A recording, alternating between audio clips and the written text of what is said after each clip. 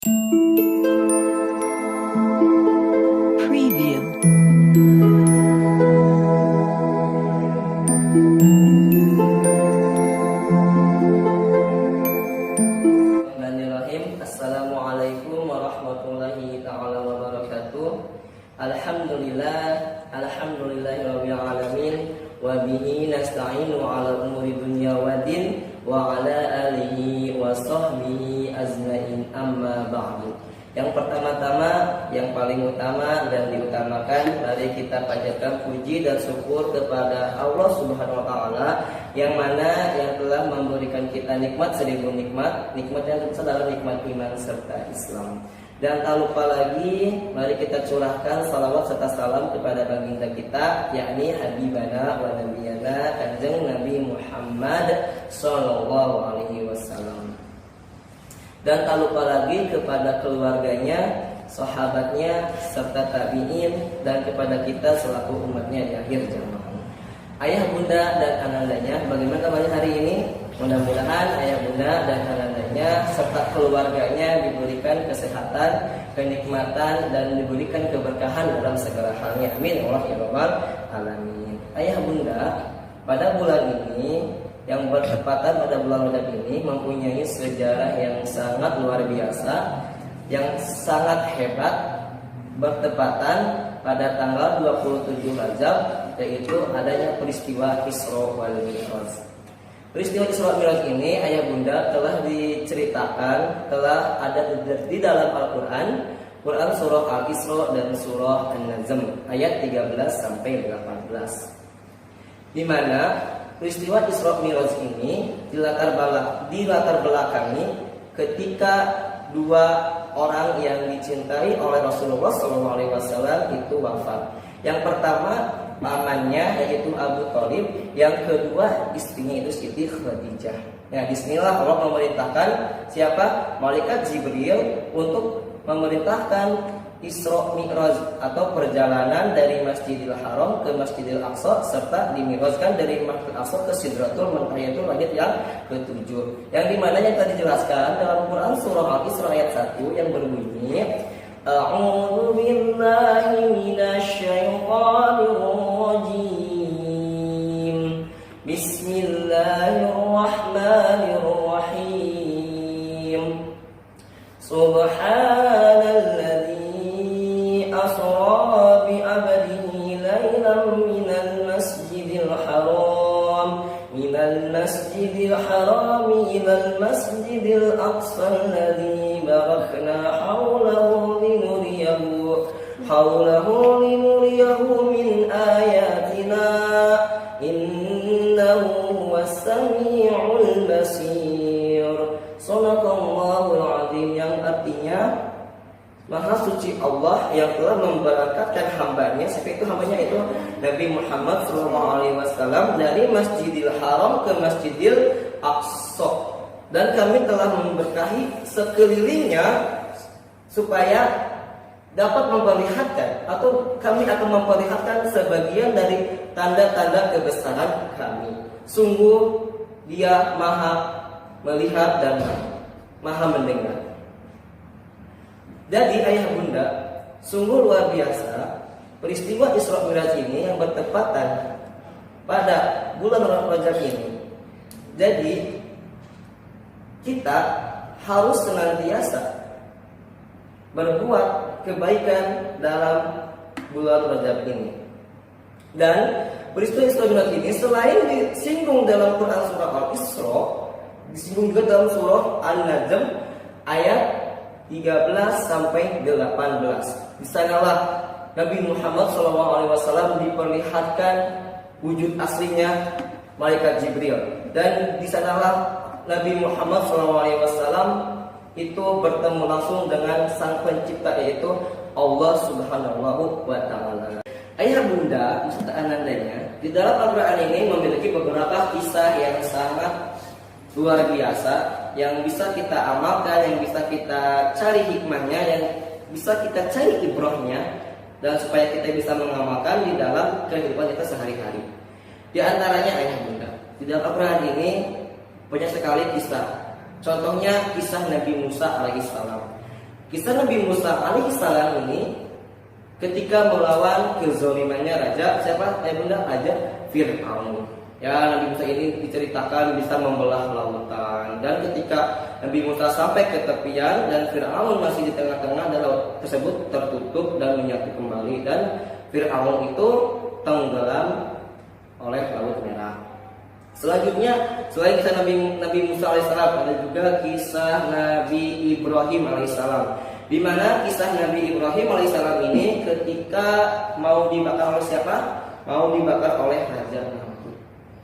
Ayah bunda beserta anandanya, kira-kira ketika Nabi Ibrahim alaihissalam mau dibakar oleh Raja Namrud, apakah Nabi Ibrahim terkena oleh api? Tidak, ayah bunda. Sungguh Nabi Ibrahim dijaga, dilindungi oleh Allah Subhanahu wa taala, bahkan satu helai rambut pun tidak terbakar. Selain kisah Nabi Musa, Nabi Ibrahim, ada juga kisah Nabi Nuh, Nabi Lut, dan juga para nabi yang lainnya. Ada juga kisah-kisah keluarga yang baik seperti keluarga Imran dan lain sebagainya. Namun ayah bunda, ada satu kisah yang sangat menarik, yang sangat luar biasa keberkahannya dan bisa kita rasakan sampai saat ini, yaitu kisah Isra wal Mi'raj. Kisah Isra wal Mi'raj ini ayah bunda telah diceritakan dalam Quran surah Al-Isra dan surah An-Najm. Dalam Quran surah Al-Isra ayat 1 dan An-Najm dari ayat 13 sampai 18. Ayah bunda, di dalam perjalanan Isra wal Mi'raj, Nabi Muhammad SAW menemukan beberapa keindahan atau juga ada beberapa kebesaran Allah. Misalnya, ayah bunda, ketika Nabi Muhammad SAW Isra dari Masjidil Haram ke Masjidil Aqsa, Nabi Muhammad ini disodori atau dikasih, ada yang mengasihi itu berupa 2 gelas. Gelas yang pertama itu berisi air khamar. Gelas yang kedua ini berisi air susu. Kira-kira ayah bunda atau anandanya, Nabi Muhammad ini memilih air khamar atau air susu? Dan ternyata Nabi Muhammad ini memilih air susu karena air susu ini mengandung kebaikan. Ya, sedangkan air khamar itu adalah sebaliknya keburukan. Setelah diisrokan, dimi'rajkan dari Masjidil Aqsa ke Sidratul Muntaha di langit ke-7. Nah, ketika dimi'rajkan, Nabi Muhammad juga menemukan beberapa kebesaran Allah Subhanahu wa taala, di mana Nabi Muhammad ini diperlihatkan keadaan surga, keadaan neraka, dan lain sebagainya. Misalnya, ketika Nabi Muhammad SAW dimi'rajkan naik Buraq ke Sidratul Muntaha, ketika Nabi Muhammad ini ke langit pertama, Nabi Muhammad SAW disapa oleh siapa? Oleh Nabi Adam AS. Nabi Adam ini menyapa Nabi Muhammad SAW di langit yang pertama. Ketika setelah di langit pertama, Nabi Muhammad SAW ke langit kedua. Ke langit kedua, Nabi Muhammad SAW ini disapa oleh siapa? Oleh Nabi Isa. Di langit ketiga oleh Nabi Yusuf. Langit keempat oleh Nabi Idris. Ke langit kelima oleh Nabi Harun. Keenam Nabi Musa, dan ketujuh Nabi Ibrahim alaihissalam, dan sampailah ke Sidratul Muntaha yang dijelaskan dalam surah An-Najm. Di dalam surah An-Najm ini, Nabi Muhammad SAW ini bertemu Allah langsung dari Sidratul Muntaha. Jadi ayah bunda, sungguh luar biasa perjalanan Nabi Muhammad SAW, sehingga dikisahkan, sehingga diceritakan di dalam Al-Quran, baik dalam Al-Quran surah Al-Isra maupun An-Najm. Ayah bunda, peristiwa Isra Mi'raj ini adalah salah satu bukti mujizat Nabi Muhammad SAW. Walaupun Nabi Muhammad SAW ini memiliki beberapa mujizat, ayah bunda, ya, di antaranya mujizat Nabi Muhammad SAW ini yang pertama itu ketika bisa membelah bulan dan berjalan ke tangannya.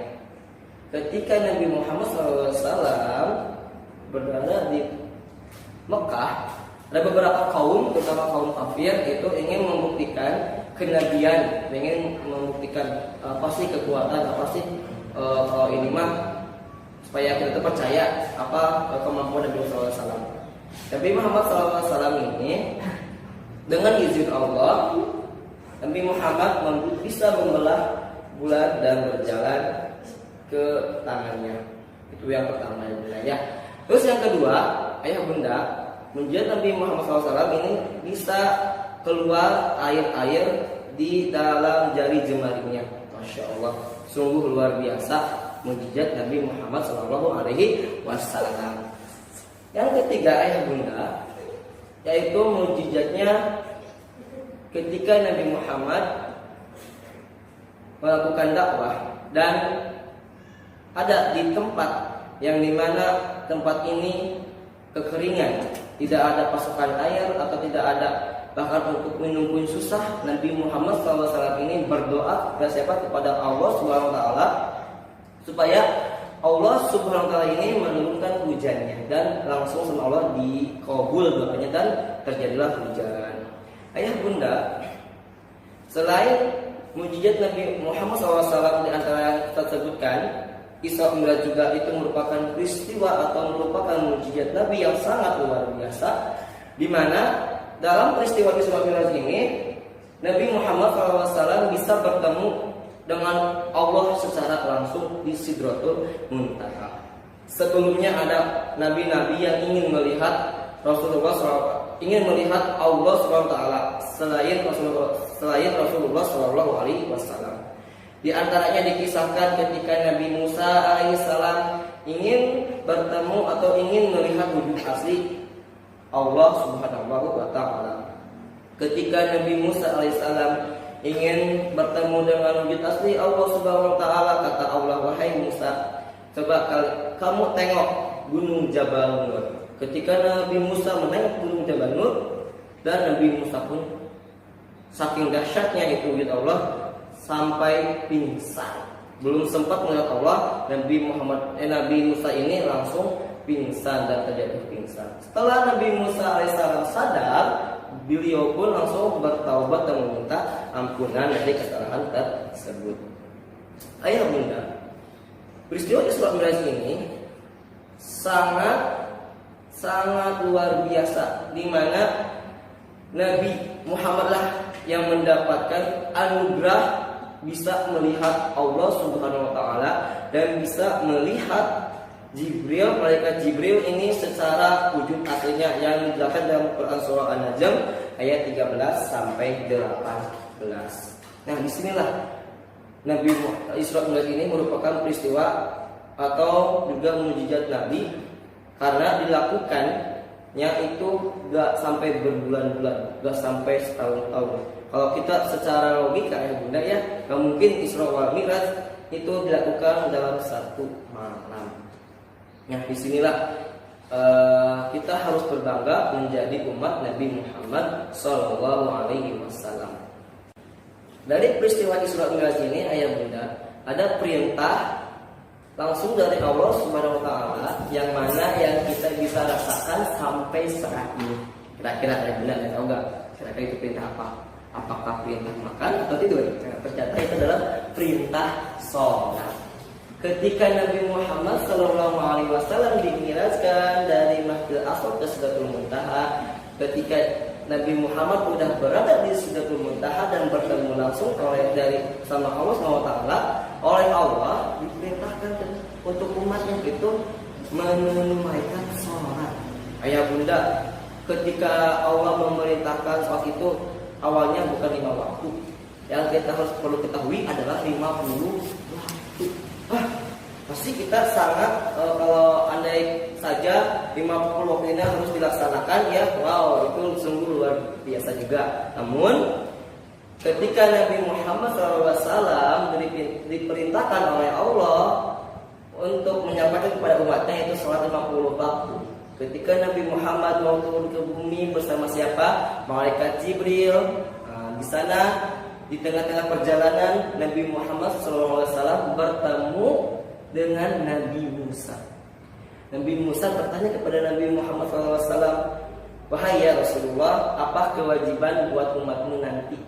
Kata Rasulullah SAW berkata, kewajibannya adalah melaksanakan sholat sebanyak 50 waktu. Nabi Musa pun memberikan saran kepada Nabi Muhammad, wahai ya Rasulullah, tolong perhatikan kemampuan umatmu. Di sini Nabi pun naik lagi ke Sidratul Muntaha dan bertemu lagi sama Allah SWT, dan bernegosiasi atau meminta keringanan kepada siapa? Kepada Allah.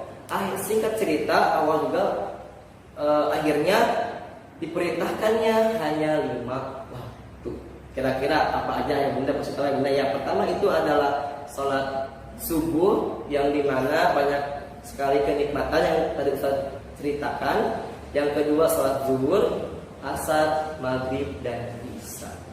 Ayah Bunda, mudah-mudahan kita semua bisa menjaga keistiqomahan dalam menjaga sholat 5 waktu, yang dimana sholat ini adalah perintah Allah Subhanahu wa Ta'ala melalui Nabi Muhammad SAW.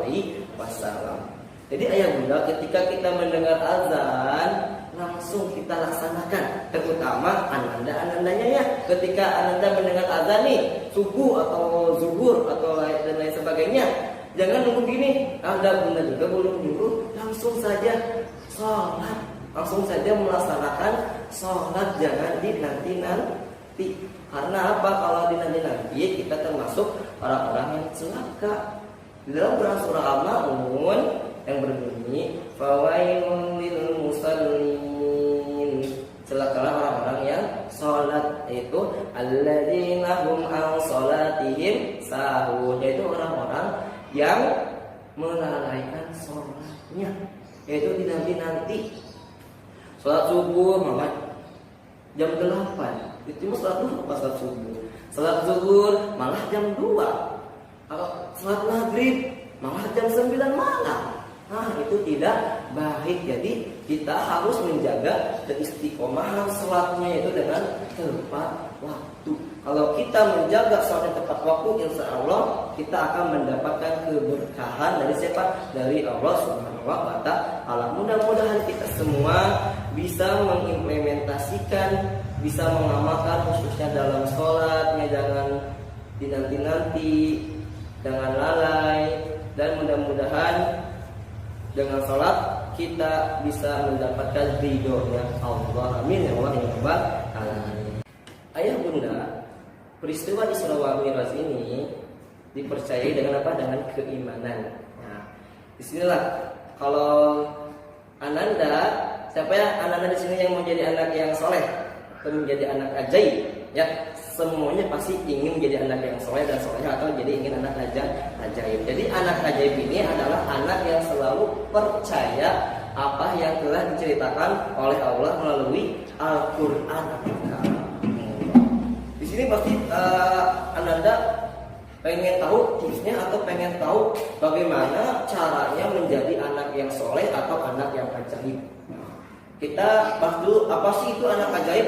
Apakah anak ajaib itu bim salah bim ada kadabrak menjadi uang fiat lagi? Apa sih itu anak ajaib? Anak ajaib ini anak yang bisa menghilang Ustaz. Mendekati ya. Ada lagi, apa itu anak ajaib? Anak ajaib adalah anak yang ajaib. Ya, tapi kan apapun itu anak ajaib. Di sini selain dan solehah yang Ustaz cintai, yang Ustaz banggakan, yang mudah-mudahan Allah muliakan. Anak ajaib adalah anak yang selalu ditolak oleh siapa?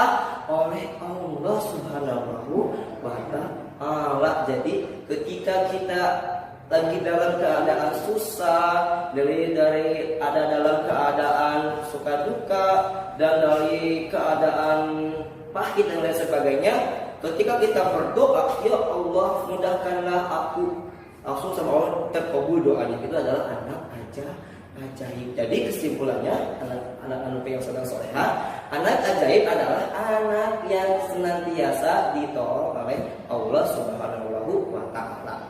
Nah, di sini Ustaz bagaimana sih supaya kita menjadi anak yang ajaib? Caranya atau tipsnya gimana sih Ustaz, pengen tahu? Oke, Ustaz jawab ya. Menjadi anak ajaib itu simpel.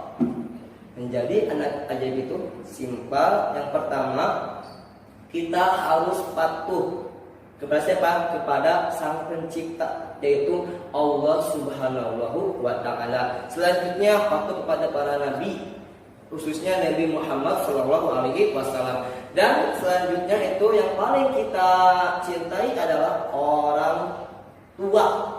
Jadi di sini kalau menjadi anak ajaib kita senantiasa patuh sama perintah Allah dan Rasulnya dan tak lupa lagi patuh kepada kedua orang tua. Di sini teman-teman, siapa yang setiap harinya ketika orang tuanya lagi membutuhkan selalu ditolong atau selalu menolak? Ketika orang tuanya lagi membutuhkan pertolongan, misalnya orang tuanya ingin membeli sesuatu ke warung, terus manggil orang kita, kira-kira kita langsung nurut atau langsung membantah dulu? Nah, kita harus introspeksi terlebih dahulu.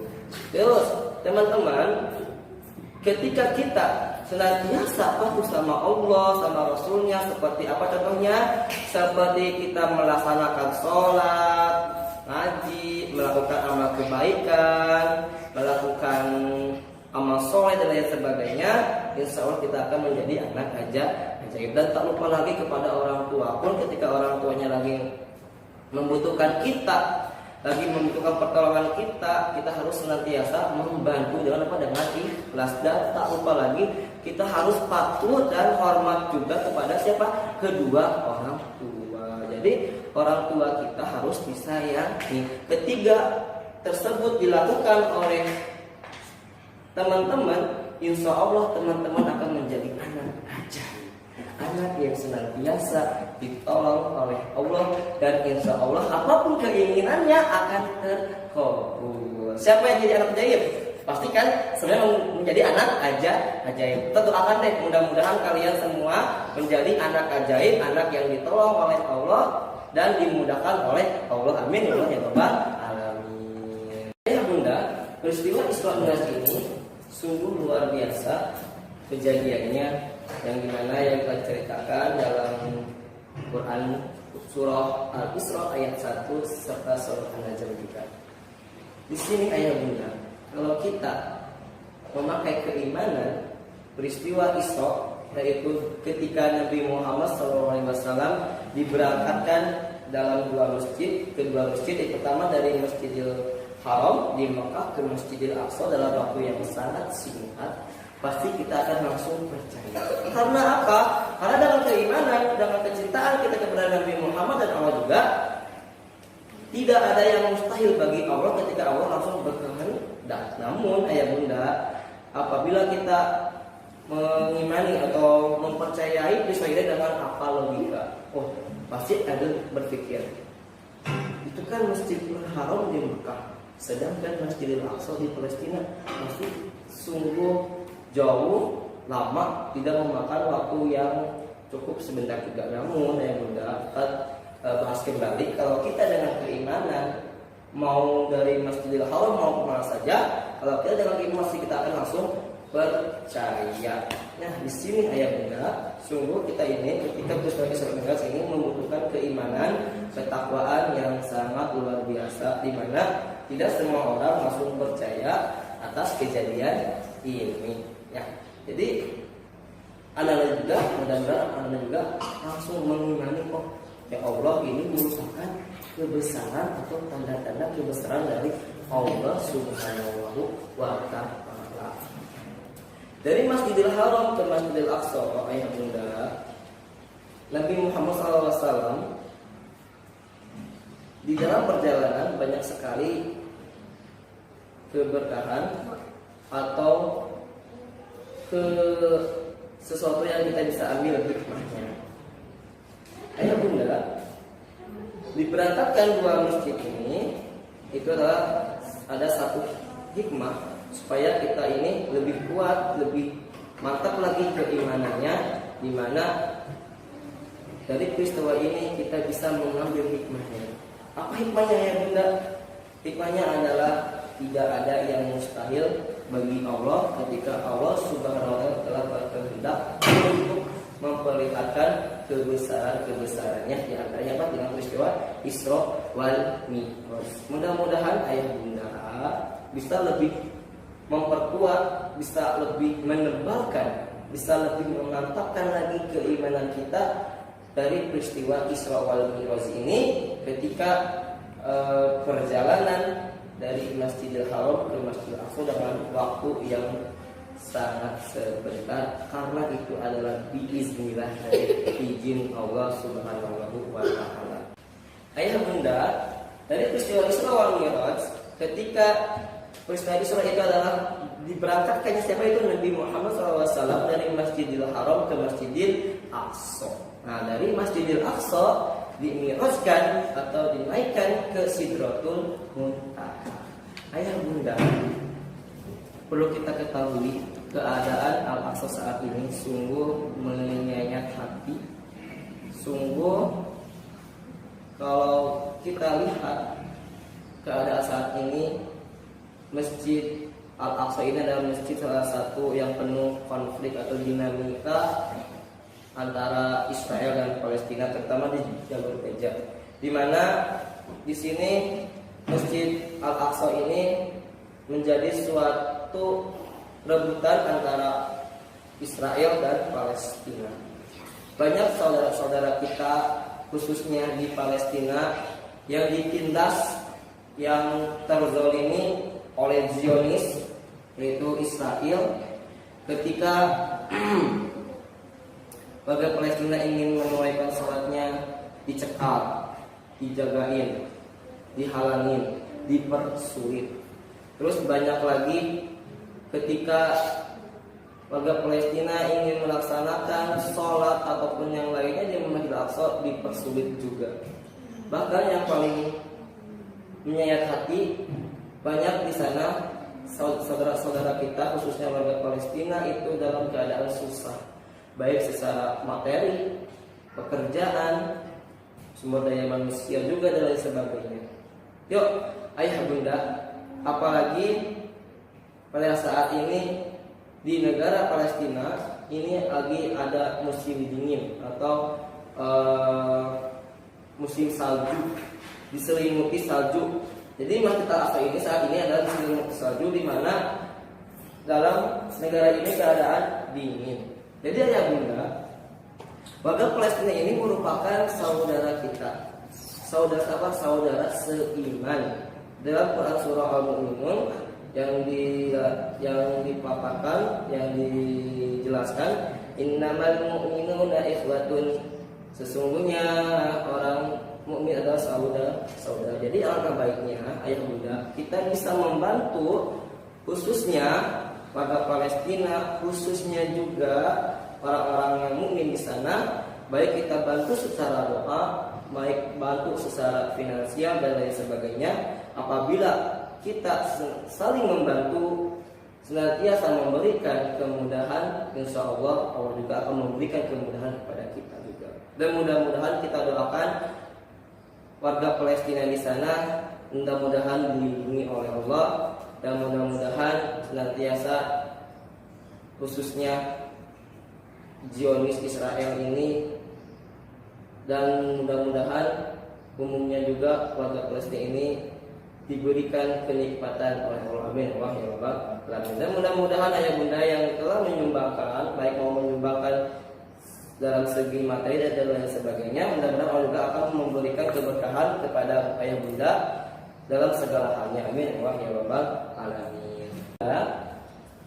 Serta anandanya peristiwa Isra Mi'raj dari Masjidil Haram ke Masjidil Aqsa, dan dari Masjidil Aqsa ke Sidratul Muntaha sangat banyak lagi kisah atau banyak sekali keberkahan dan hikmah yang kita bisa ambil. Ayah bunda, perlu kita ketahui salah satu yang kita banggakan adalah Masjidil Haram, di mana ayah bunda Masjidil Haram ini adalah masjid yang terbesar, disusul oleh Masjid Nabawi dan lain sebagainya. Masjid Hadil Haram ini berletakkan di Mekah, ya. Masjidil Haram ini merupakan salah satu tujuan utama para orang yang melakukan ibadah haji maupun umrah. Coba di sini ayah bunda, siapa yang mau sholat atau yang mau berkunjung atau ingin melaksanakan sholat fardunya, ingin melaksanakan sholat sunnahnya dan sebagainya di Masjidil Haram, angkat tangannya. Pasti semua juga, baik ayah bunda maupun anak-anak, bahkan ustadz sendiri juga ayah bunda pengen merasakannya kenikmatan sholat di Masjidil Haram. Di mana ayah bunda Masjidil Haram ini terletaknya di Mekah yang mengelilingi Ka'bah sebagai kiblat utama umat muslim. Ayah bunda, di dalam sebuah hadis diterangkan ada beberapa kenikmatan, ada beberapa keutamaan ketika kita melakukan ibadah, khususnya ibadah sholat di dalam Masjidil Haram. Insya Allah di sana dijelaskan, barang siapa yang sholat di Masjidil Haram 2 rakaat maka akan dilipat ganda. Masya Allah, ya sungguh luar biasa ayah bunda. Apabila kita pergi umroh maupun haji, ya setelah tawaf langsung ke Masjidil Haram menunaikan ibadah khususnya sholat, pasti merupakan salah satu kenikmatan yang gak bisa diungkapkan oleh kata-kata, namun bisa dirasakan oleh siapa? Oleh hati. Dan mudah-mudahan ayah bunda kita semua akan doakan, dan khususnya ayah bunda juga saling mendoakan supaya kita sama-sama bisa menikmati ibadah di Masjidil Haram. Ya. Ayah bunda, apabila kita ibadah di Masjidil Haram yang tadi dijelaskan itu dilipat gandakan. Coba, siapa yang mau di sini kira-kira ketika sholat 2 rakaat langsung dilipat gandakan? Semuanya pasti mau ayah bunda, terutama di Masjidil Haram ini tempatnya sungguh luar biasa. Nyamannya, insya Allah akan meningkatkan kehusuan kita dalam ibadah, khususnya ibadah sholat juga. Ditambah lagi keberkahannya juga, ditambah lagi kenikmatannya juga, ditambah lagi pahala yang luar biasa juga, dan ditambah lagi kehusuan yang kita miliki. Ya, mudah-mudahan ayah bunda beserta keluarganya bisa menikmati atau bisa berkunjung ke Masjidil Haram. Sekalian ayah bunda itu berhaji atau umroh, dan mudah-mudahan khususnya ayah bunda keluarga STIT Azkia ini bisa merasakan, bisa berkunjung, bisa menunaikan ibadah sholat atau yang lainnya di Masjidil Haram. Amin ya rabbal alamin. Ayah bunda, sungguh ayah bunda pasti menginginkan beribadah di Masjidil Haram yang tadi sebutkan dan ceritakan. Namun ayah bunda perlu ketahui, walaupun kita belum bisa menikmati atau beribadah ke Masjidil Haram, kita bisa lihat di samping kita, lihat di sekeliling kita banyak masjid-masjid. Yuk ayah bunda, daripada kita belum mampu atau belum bisa berangkat ke Masjidil Haram, tapi kita di sini pasti mampu untuk memakmurkan masjid yang ada di sekeliling kita. Di mana ayah bunda bisa kita ini dengan cara apa membangun masjid itu? Dengan cara sholat berjamaah, apalagi tadarus, ngaji bersama-sama dan lain sebagainya. Ayah bunda yang perlu ketahui, di tanggal 15 dan selama bepekan tersebut ada tugas di mana anandanya ini adalah melaksanakan sholat subuh selama 2 pekan ini di masjid yang mana yang bertujuan untuk memakmurkan masjid. Ayah bunda perlu ketahui, kenapa yang ditugaskan ini sholat subuh bukan sholat yang lain.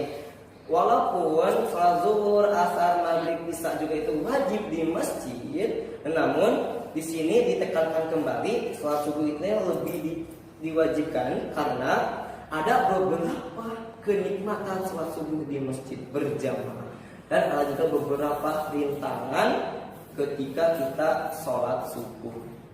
Ingat ayah bunda atau anandanya, pastikan ngerasain ketika ada subuh, sebelum ada subuh. Ada juga ada kalau di lingkungan ustaz itu sebelum ada subuh itu salawatan. Dan selesai langsung azan. Ketika azan ada di setelah ayat apa ini ada as-salatu khairum minan naum, yang artinya ini sholat ini lebih baik daripada tidur. Jangan kebalik ayah bunda, tidur lebih baik daripada sholat itu nggak baik ya. Jadi ini ayah bunda, ketika mendengar azan subuh pasti yang kita rasakan, wah sungguh luar biasa godaannya, sungguh luar biasa rintangannya. Pertama dingin, Allahu Akbar, Allahu Akbar, ambil selimut, karena dingin misalnya. Enggak, saya dingin ada lagi, masih ngantuk, Allahu Akbar, Allahu Akbar. Nah, itu adalah suatu rintangan. Ada lagi ketika azan berlangsung malah tarik selimut langsung tidur. Nah, itu tidak baik. Ayah bunda, baru kita ketahui kenapa salat subuh ini mempunyai rintangan atau kenikmatan atau cobaan yang sungguh luar biasa. Karena salat subuh ini memiliki beberapa keistimewaan. Yang pertama, salat subuh berjamaah di masjid ini salah satunya salat yang langsung dilihat oleh Allah dan bersama para malaikat.